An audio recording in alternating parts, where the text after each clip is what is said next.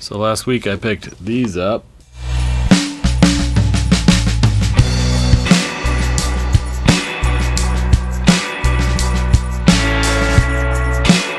And this is not a sponsored video. I bought these with my own money. I did buy them at Sweetwater, and shockingly they came here in one day. I've never had that experience with Sweetwater, so thanks Ryan over at Sweetwater. So I had my eye on the last version of these, and when I saw that there was a new version coming out, I sort of skeptically pre-ordered them. So I've tried wireless headphones in my studio before. I got this sort of cheap wireless in-ear monitor system, and I got really tired of replacing the batteries. And although they are wireless, you still have this wire to deal with. When I was putting on guitars and stuff, it would tug on this wire and pull the monitors out of my ear, and it just became really annoying. In addition to that, they just didn't really sound all that great. And since I ditched the in-ear system, I've just been using wired headphones. I've got a set of Audio-Technicas over at the drum kit, and then I have another set of Sennheisers at the desk. And honestly, it's been fine, and that's why I sort of hesitantly purchased these. I don't know if they're going to be something that works out in the long term, or if this is sort of like a solution in search of a problem. But I did try them out in sort of my ideal wireless headphone scenario, where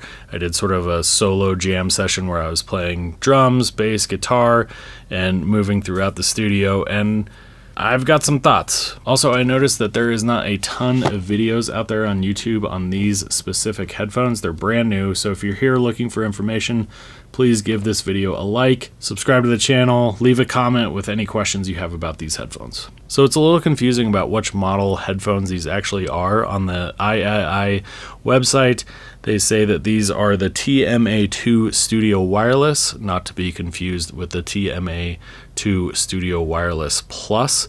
These are actually a newer version than the Plus version. So the only difference that I could find between these and the Plus model is that the Plus model is $50 more, and it says that they have better audio quality, but these have lower latency, saying that they're less than 10 milliseconds. Now, right out of the box, there is just a ton of packaging. Each component, from the headband to the speakers to the speaker pads to the cables, they all come in their own little recycled plastic pouch. Anyways, after assembling the headphones, which was slightly confusing because there is no manual included in the box, I tried to pair these with my phone via Bluetooth. And since there's no manual included, I was sort of just guessing on how to do this. After several tries of trying to do this, I finally gave up and went to their support page, and their support page isn't the best. It's kind of clunky navigation, and I think that I went to the wrong model, and the method that they said to pair headphones there didn't work for mine. Finally, I found the right support page, and it's actually a support page for the speaker units themselves, the S11s. So it turns out in order to get into Bluetooth, you actually have to turn the unit on and then double tap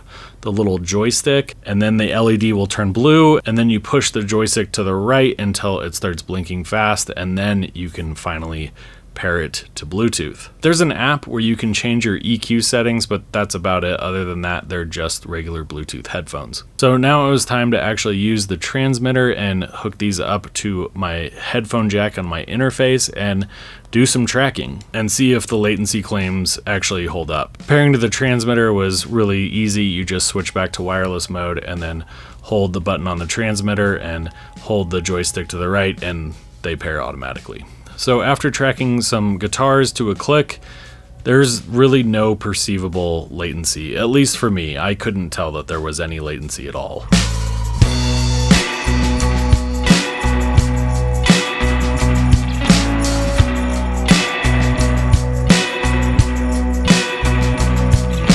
Put these to the test in a live tracking scenario where I played drums, then I moved to bass, then I played guitar, then I did some auxiliary instrument stuff, all while keeping the headphones on. And I'm happy to say it was awesome. There was no perceivable latency tracking drums, and the over-the-ear design provided enough isolation that I wasn't hearing a ton of drums in the room, and I was actually just hearing what my drums sounded like in the processing that I was doing in my project. I think they're actually better than the Audio-Technicas in that regard. So I actually had to get up a couple of times and go make some adjustments on the computer, and in the past when I did this, my headphone cord would get tangled up in the drums, they would get wrapped around my drum stool, but this time I could just get up and go to the desk and make adjustments, and there were no problems. So after I tracked some drums, I moved over to the bass, and it was totally seamless. Normally, I track bass through my monitors or I use the Sennheisers, but this was just a much better experience. I'm still getting used to the sound profile. I feel like they may be a little bit of bass and mid forward, but for tracking, they're perfectly fine. Next, I went to track some guitars, and let me say this was like a total revelation. Taking off the bass and then putting the guitar on. Generally, when you're wearing headphones, the strap will pull down on your headphone cord and sometimes just yank the headphones off, and there's nothing more annoying than that. The strap just goes easily over the headphones, and I had no problems. Now, I will say that I noticed maybe a little bit of slight compression when I was tracking guitars. I had the guitar cranked up really loud, and then I noticed that it was just kind of like maybe ducking a little bit. This could be like a safety measure to keep you from like blowing out the diaphragm on the speaker, but it really wasn't a deal breaker. The whole experience was just a total breeze. I could move from instrument to instrument. Also, what I really liked is that you can adjust the volume on the headphones themselves. So I just set the headphone volume on my interface at -10 dB, which was really hot, but then I just turned the volume on the headphones down. I found that I had plenty of range to go really quiet and also go really loud if I wanted to. Overall sound quality, I think that they're fine. I don't think that they're as good as my Sennheisers, but they were certainly good enough for tracking, and honestly, I could see myself mixing with these probably at low volume. So I think maybe the best thing about these, and this is what they sort of boast about in their marketing materials, is that it allows you to stay in the zone. And this is actually really true.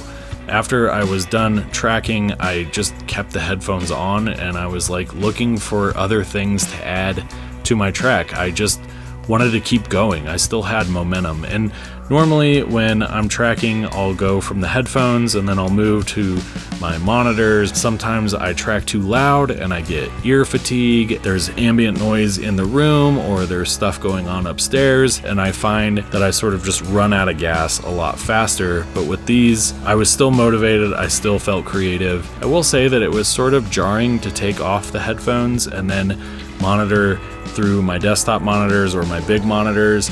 It was like a totally different world. So I gonna have to get used to that transition of the headphones into the monitor world. It's still really early. I've only tracked one project with these, but so far it's been awesome. Thanks for watching, and I will see you in the next one.